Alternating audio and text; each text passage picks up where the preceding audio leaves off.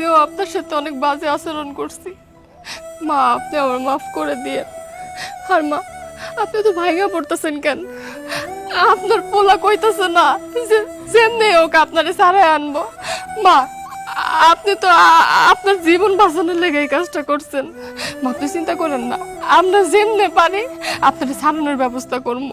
আপনি আবার আবার আমগুলোকে থাকবেন, একসাথে আমরা থাকবো, আমাকে সংসারটা দেখবেন, আবার সুখের শান্তিতে বইরা যাইবো। মা, এই কষ্ট আমাকে মধ্যে আর থাকবো না।